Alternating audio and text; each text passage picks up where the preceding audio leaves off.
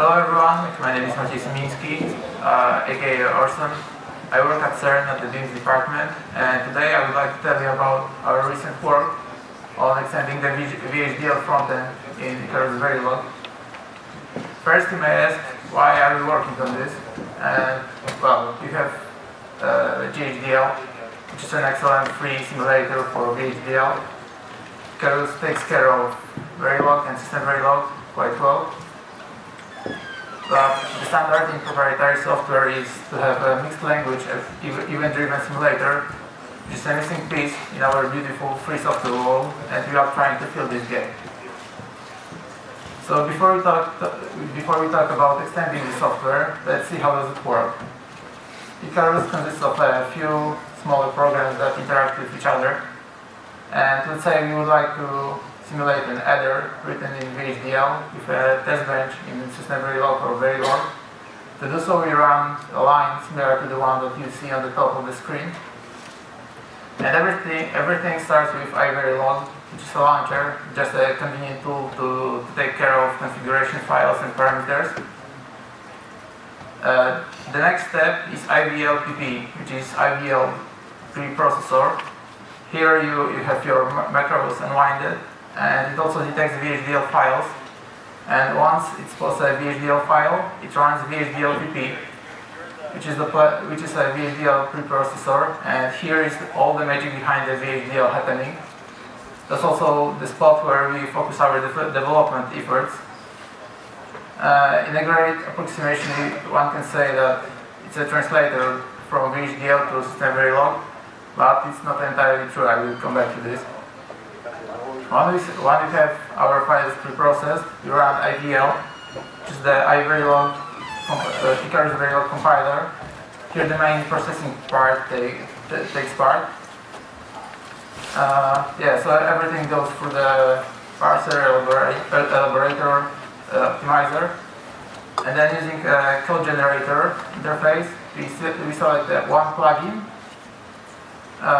to get your output. The default one is VVP, which is a simulator text format. So usually, if you just invoke this command without any specific request, you will get a file for the simulator. Now when we have our file, we can actually run the simulation. We execute another program for that. And once you execute it, you will get your output. It can be either assertion verification, some text messages that you put in your files, or waveform dump file. VVP can also interact with C code via the standardized verification procedural interface.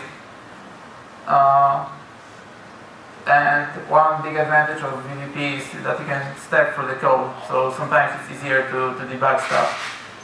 I know that there was some work on bringing an IDE for that, so I'm not sure if it's still maintained, but if you Google for Icarus Verilog Interactive, then perhaps it's still workable. It still can be used in a way that is quite convenient to run your simulation inside. Here you have an example of VHDL-PP processing. On the left side is the input, just a regular VHDL code. On the right side you get Verilog. It can be System Verilog because sometimes you use some extensions coming from System Verilog. And here just direct translation, no magic here. But it's not always the case, because sometimes we have tricky problems that cannot be solved via the standard way when we just translate things. And in such case, we revert to C functions and VPI. It's quite powerful interface. So that's also the reason why don't we call it a VHDL translator. It's a preprocessor, because user is not expected to see the intermediate form. But for many cases, you can just use the VHDL-PP as a standalone tool and get System Verilog calls from that. Here's a quick status update. So what can you expect from VHDL-PP to deal with? VHDL is a broad standard, so I don't have everything ready yet.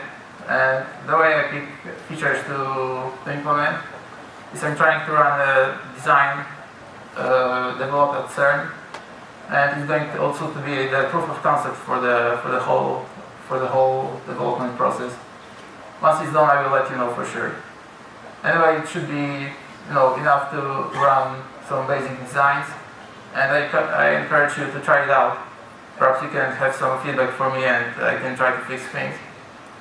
And just to give you a comparison, we have unit tests in place to avoid regression, and for VHDL we have now over 100, but for 100 tests, but for Verilog and System Verilog it's already 2000, so you see the difference in numbers. It's still quite experimental thing.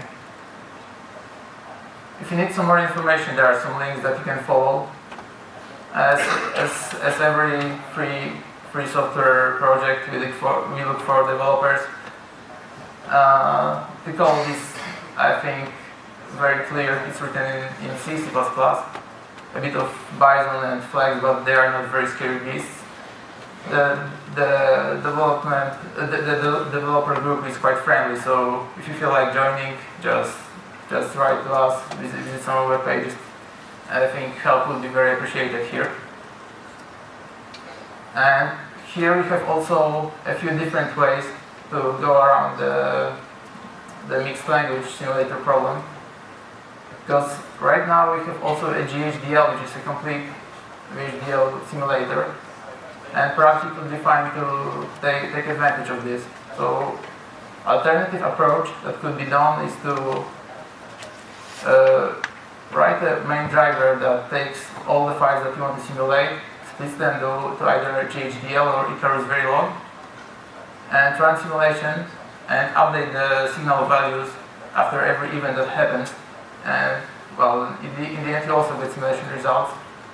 It could be quick to write, but probably slow to execute, so it's not the ultimate solution for us.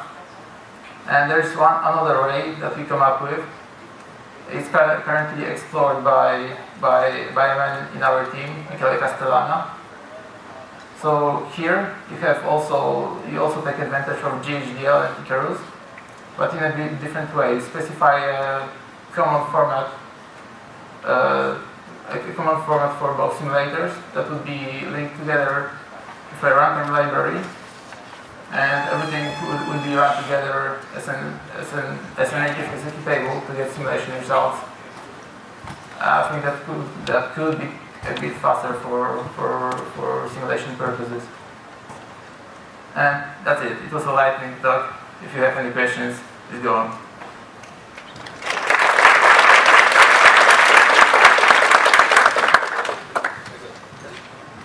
You outline those alternative approaches, but does it work? You've got the VHDL kind of processing support, the VHDL front end on Icarus working, right?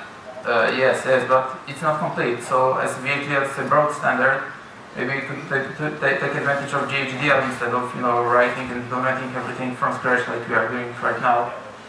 So we are trying to explore a few different ways to find out which one is the best, and just go on. Continue the development. I think throughout this process, Orson has found out how huge VHDL is. Yeah. And VHDL already has very good coverage of the language. And it's not always like you can translate VHDL stuff to System Verilog, which seems quite capable, but it's not always covering every need that I have.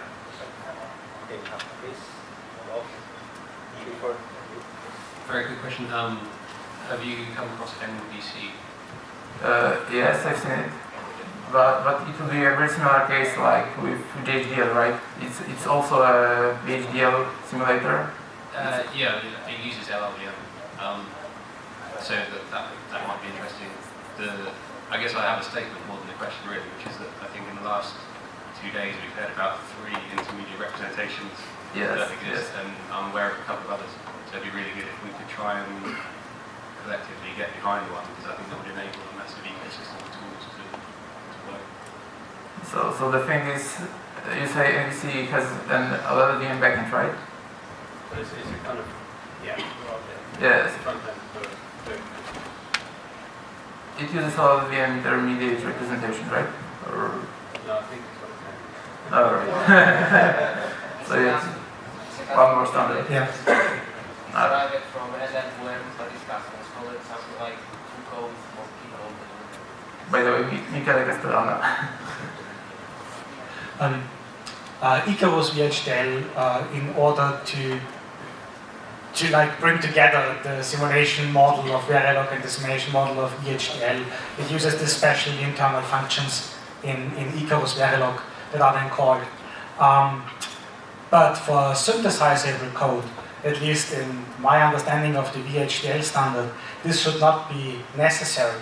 It should be possible to do a VHDL to Verilog converter for synthesizable code. And I've played a little bit with Icarus VHDL, and it looks like it shouldn't be that far of a stretch to extend this to a like synthesizable VHDL to synthesizable Verilog converter. Are there any plans in that direction? Well, I'm just trying to run a specific design, so I think it should be possible. Just depends on what kind of features you are missing in VHDL-PP. If you let me know, we can just try to work on it. But yes, the synthesizable code should be much easier to implement than every aspect of the standard. Not really VHDL, but I did run some system Verilog code on Icarus a few weeks back to see what the status of the whole thing is like. And to my disappointment, some system Verilog stuff, like passing a type definition as a parameter, did not work. And when I looked into the discussions, I could see this being reported a couple of years back. And so then I started to wonder, what is Icarus going forward with a sufficient pace, or No, definitely not. I think it's just a few developers doing that in their spare time. So that's why I really invited to join the effort. I think it's just worth it. but doesn't that affect you as well? If Icarus doesn't have the sufficient momentum? Well, you have to gain it somehow. That's why we are trying to extend it as much as we can. But yeah, just a matter of time and people working on the project. I also. Verilog's huge. I mean, it's over 1,000 pages of stat. True. Even the main simulators don't stop. Because if the future professional team start, it's amazing what Icarus Verilog does. But the stuff I'm mentioning has been done in large basic projects with a high-end source of teams. This is nothing special. It doesn't belong to the very fancy testbed part of system Verilog. It belongs to the plain synthesized system Verilog. It is great actually. People should start using it. So Icarus is almost there. Yeah, it's almost there. That's why maybe we can get some more people working on that, and then really the momentum rises very quickly. We are not far from this, I think. Yeah, so Verilog and VHDL are some of the biggest problems in hardware design we have today. Those languages were never intended for synthesis, and it is really bad. And people using it, I would suggest. I know people are going to keep using it, but really, if you want to be productive, you have to stop using Verilog VHDL as your design entry language. They weren't designed for it. I disagree. I knew so. Basically, it's a big impediment to productivity in the whole industry. So, moving away from it is going to be a great thing. As people do that, they'll find they'll get massive productivity gains and much simpler tools, and none of these issues. I just don't want to ignite the war on languages here. More questions? Or comments? Cool. Well, thank you, Austin.